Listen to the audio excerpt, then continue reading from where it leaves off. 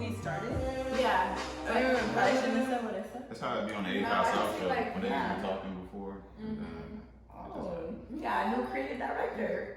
So yeah, just let it flow. So they're right at the beginning, and then they do the intro, and that's how you do it. Y'all watch 85 South show? Yeah. Y'all heard it? She would it. No, she's Them a joints liar, be- and this is what she does. What? Like 85 show? 85 right? It's 85 South, the highway. Oh, yeah.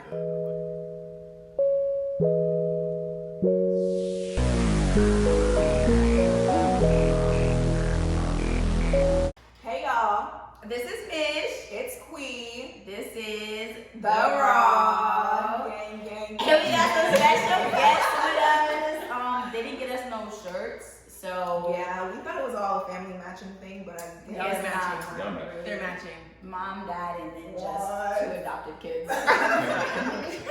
But let's take some time to do introductions. Y'all can just go ahead and Tell us introduce who y'all are. Come Go first. on, man. I was about to throw it to you. We are the Boones. Oh my gosh! Y'all, they just got married and I don't see, but let me tell you, I got He said she would have had y'all married. He said, wait a second, false propaganda. I cook. Oh, sorry. That's so cute. What else? You're Earl. I'm Michaela. Yeah. And it's the Boones. It's the Boones. And so today we actually have gotten together with them because not only are they newlyweds, but they are homeowners, right? And so I think that a lot of the people who are millennials are really interested in like either buying property for rental purposes or just being able to say that you have a home to yourself. So we're gonna talk to them a little bit about their experience and just like ask them questions. Sound cool? Yeah. So I guess to start, when y'all were thinking like where are we gonna live, how did you end up deciding let's buy a home? Want to take this one first? Well, I guess it depends on what part we're talking about. Where we want to live or why we want to buy a house. Why you want to buy a house? So I just did a really quick math equation to try and figure out how much money I was throwing out the window, and that was enough for me. I think it was like $20,000 a year. And then when you think about, even with home ownership, even though there are other expenses, it's kind of like it's still $20,000. I'm never gonna put in like $20,000 into the house. Yeah. So yeah, it was just because I didn't want to pay rent.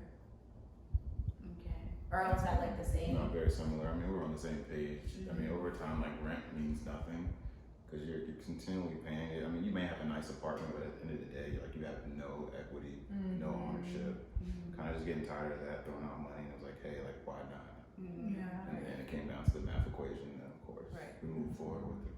Because of course, it doesn't make sense if you're on the move, right?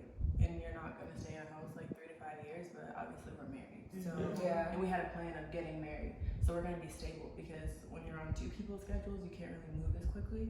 But like if I was doing my own thing, maybe I wouldn't have bought a house now. Because I learned that with the Charlotte house. I had it for a year and then left. But here it makes sense because this is how we're trying to For sure, we're trying to build, start a foundation. build, So, grow, have a foundation. yeah. Okay, so let's like talk about that. Let's backtrack to Charlotte. How old were you then, and why did you decide to get a house then? I was 23. Yeah. So when I was in Charlotte, I thought I was gonna be in Charlotte for a really long time, and I didn't anticipate life going the way that it had. And so my family's in Charlotte, Earl's in Charlotte, we were in Charlotte, and we've been there. But at that time, I didn't know it was the time being. Like I had planned on really being in Charlotte for like the next I don't know if it was forever, but at least 3 to 5 years. Okay. But then life happened, and I became unhappy with my job, switched to Atlanta, and The rest is history. Yeah. You know what's actually interesting to me is that like I didn't recognize or realize that really the mortgage, like sometimes the amount that you're paying on mortgage is really essentially saying that you're paying for like rent. But like I be scrolling through Zillow because like I just be looking for houses. it's fun. Yeah, I just be looking to see, you know. I Exactly. still look every day. That's what I'm saying. So I I enjoy it. no, it is fun for me. Like I just go on Zillow just to see like what they're talking about in Atlanta.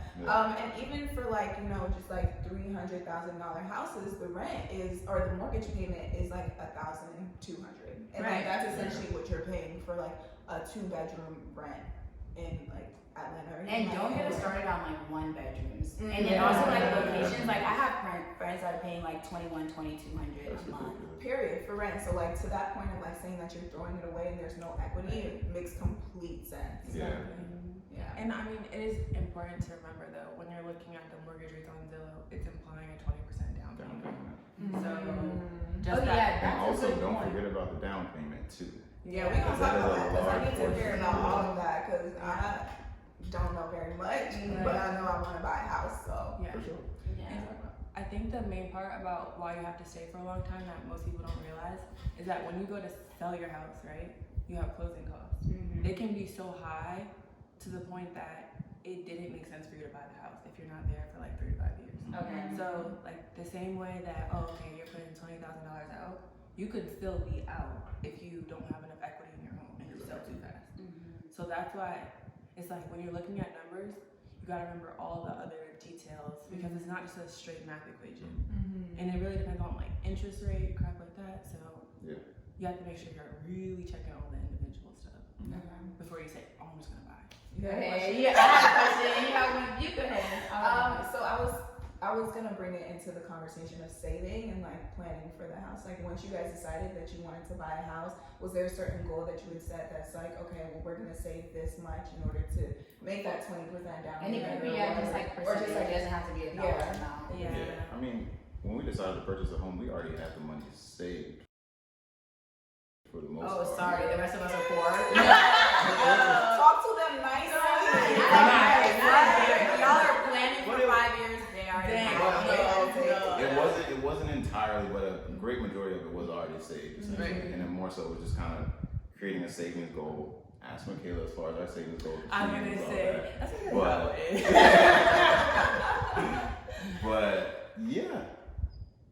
Okay, well, I have a different version of that. What's your different version? Go ahead. So, like for me, I was looking at the houses in the area trying to figure out, all right, what does this cost? Because you can do like the 0% FHA loans, but I want to do the conventional loan, and the minimum is like 5%.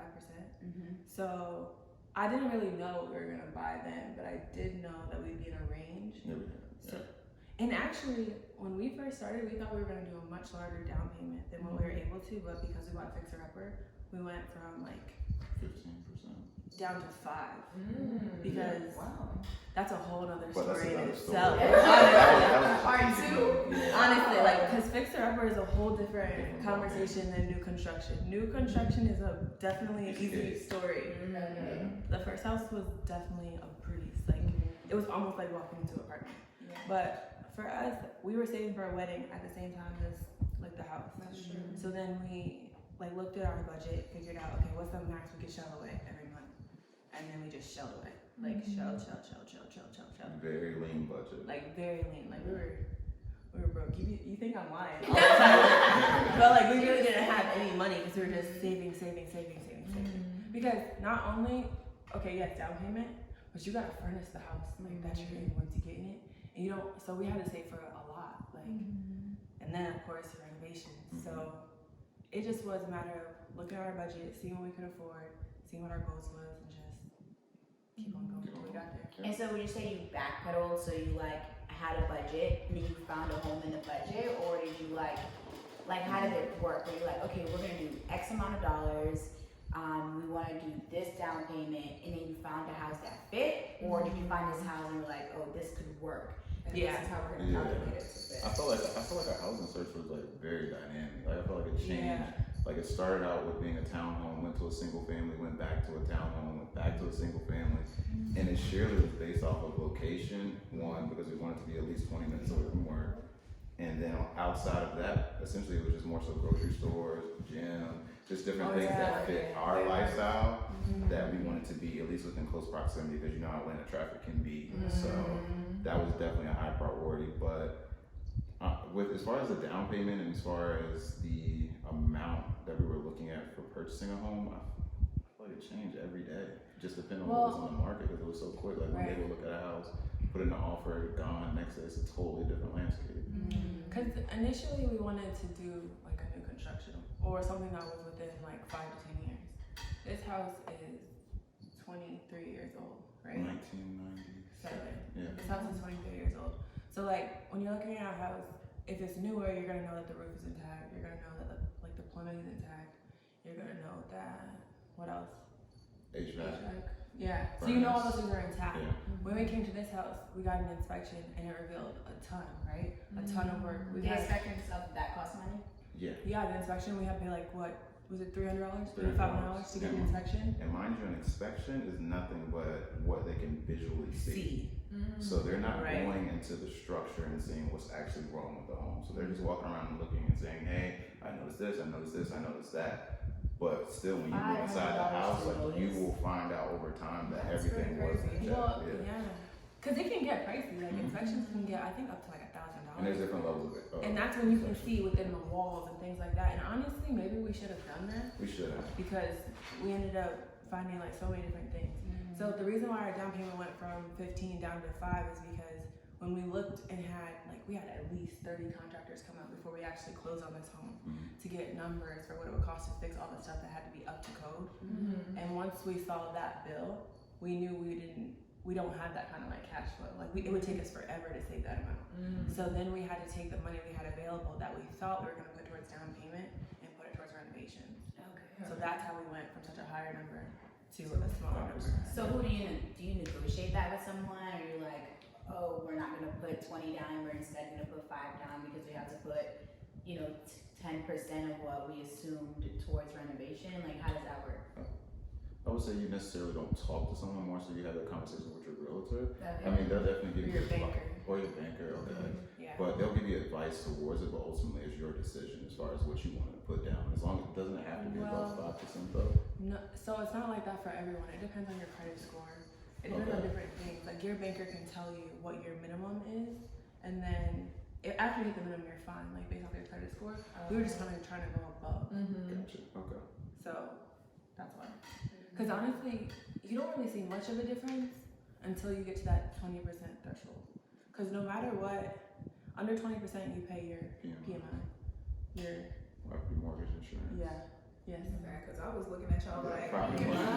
know. It's so honestly, it's so detailed. Now that we're talking about it, I'm starting to realize like how Every intricate ball, it is. yeah. If you don't put think about it from a standpoint of if you were lending somebody money. If you don't have a sizable amount of collateral, as in like investing in the game or something like that, they're gonna charge you each month on top of your mortgage just because they're letting you have the loan. And that's what PMI is. So if you don't have 20% or basically a loan to value of 80%, then you're gonna have to pay extra per month. If you get up to 20%, that fee goes away. It's like I think it's like $150 a month, and it's baked into your mortgage. That's interesting. Yeah. So it's just so many factors. It's so many factors. It's credit score. It's the amount of debt that you already have. It's your income. It's like they even get down to if you have a really large like cash app from somebody, they're like, oh, explain this. Yeah. Yeah. Do you remember that? Yeah. I was like, what? That's homecoming. We do a party. Right. But we got a payout. Right. Okay. So I'm curious to know what like the realtor process was and like how involved the realtor was in like this home. And who pays the realtor? You can take this So since I was new to Atlanta, I just talked to someone at my job that was high up and his wife was a realtor. So we just went with her.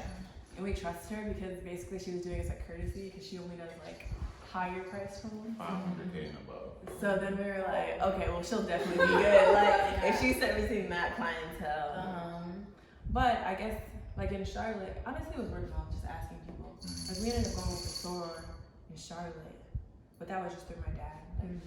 Like, it's usually honestly the best way to get connections because just on Google, that is Because you want to go with somebody that you trust and you have a relationship with. You want it to be genuine because you're hanging out with this person every day, every other day. Conversations are genuine. Like you don't want to be with someone that's like very professional every single time because now they're not more so giving you like the real side of it, more so kind of guiding you through the process, not allowing you to just fall flat on your face and purchase something that they know isn't good just so that they can get a profit. So you want to have somebody that has your best interest. Right. And there's a conflict of interest when you think about it because they get paid off a commission, right? So when you're negotiating a price down, I mean, they want a higher price tag, but you want a lower price tag. So it is important to make sure that, like, Trust them. yeah, or let's say you've been looking for 6 months and they're tired and they're ready to move on to the next like person, and they might rush you, like make you feel like, okay, you just gotta go with this. Cause honestly, we kind of pulled the trigger early on another place, And we got rushed. and we felt rushed, and then we were just like, all right, let's pull back. But honestly, like in the end, she was amazing. Like she was Do realtors only take like a couple clients at a time, like rushing you to the next person is something that you said? I truly don't know. I'm pretty sure they have multiple at one time, probably at least 2 to 3, but I don't know. And so who's paying them? So usually it's the seller. It's good. So, The seller. It depends on the state. I think the clauses. in Georgia, the seller gets 3% and the realtor. Well, that's typical for everywhere, but I remember in 3%. no, you're right. Yeah. Okay. But in Charlotte, there was a clause in my contract that said if the seller refused to pay the realtor, then I would be responsible. So you just make sure. No, but there's a way out of that. So like you wouldn't come to an agreement if they didn't agree to pay for your realtor. So you just move on. It's not like you'll get shocked or anything like that. When you put in an offer, all of that is spelled out. Like who's paying what, if the seller's gonna give you closing costs, all that. So yeah, seller typically pays though for the realtor. Okay, so in like finding this home or like this process, what would you say was like the biggest surprise where you were like, hold on, what? They had a lot of surprises. Everything was a surprise. Every day was a surprise. Something new. I mean, He it's said, what like- wasn't a surprise? Better question. Yeah. How did we Like- find the house? You go. I mean, do you want to start with how we found the house, or more so the problems that we encountered initially? How we found the house. How we found the house? I mean, essentially, you'll be better with taking that one because you found the home. He said, You're right. Yeah. Well, no, but okay. So basically, we started on Zillow before we even had a realtor. Because when you have the realtor, they kind of want to make sure you're serious. So they want to know like what areas and blah blah blah. So we started on Zillow, got the realtor. She recommended we do Redfin. They have their own It's a better database. platform. Yeah, they have their own database, but it's most closely related to Redfin. Zillow can be a little bit, it just has a lag in like the information pool. So she was showing us homes, we visit homes. Either A, we got beat out because of timing, or someone might have had an offer but they didn't want to give us closing costs, and we didn't want to face closing costs by ourselves because they can be like 3 to 5% of the loan. So we didn't want to do that, and also came down to HOA. That was a big factor. That was a huge factor because Typically within Atlanta, I mean, you can be in a townhome community with just one gate. Your HOA could be anywhere between 280 to 320. right, to maintain your lawn and no the amenities. I have to laugh. No They get away with highway No, robbery. and you have no like Yeah. you have It's no terrible. No amenities, and I'm paying $280. Yeah, and not only that, HOA is important because they can put a lien on your house if you don't pay it. As in they can file a rate to your home. And HOA is a variable expense, so it can go up. It's not locked in at Right. the point where you purchase the house. And they can have assessments if you're in a townhome community and the whole townhome needs a new roof. Like, you're responsible for it. They say, all right, cool, $3,000. That's what you have to pay. That's what you have to pay.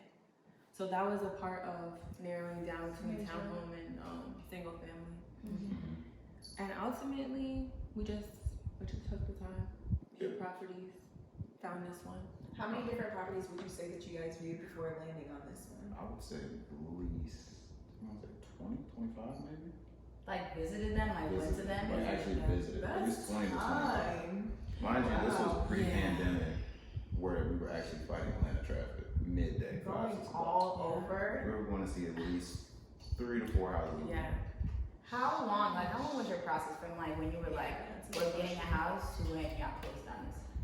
We started looking in March. I want to say seriously looking. Yeah. Seriously looking. Yeah, and we closed on the home June 2nd. Yeah. Okay. So, So, yeah. It's not too bad. I mean, it feels like long when you're saying you're visiting 3 to 4 houses a week. That kind of seems like a lot, but Right. 3 months Yeah. for it seems reasonable. Yeah, but It's very time consuming. I mean, it definitely takes over your life during that 3 month time span. Like you're dedicated to looking at a home. Once you look at a home, do your research. Mind you, we're buying a pre-owned home and not new construction. So we're looking at renovation costs, we're looking at location, we're looking at the turnaround time when we can move out our apartment and move into the home, trying to make sure everything's lined up with that. So But it's a location was lot. number one. Yeah, location was definitely number one. Yeah. For sure. because of what y'all said, like y'all needed certain things and you want to make sure it was within proximity, or Because Atlanta traffic. Yeah, you don't want to be stressed with traffic. Right. You want to be close to a grocery store, want to be close to a gym, want to be close to restaurants, want to be in a I told you, walkable area. I don't drive more than 30 Yeah. minutes. she has never come to see me. Yeah. I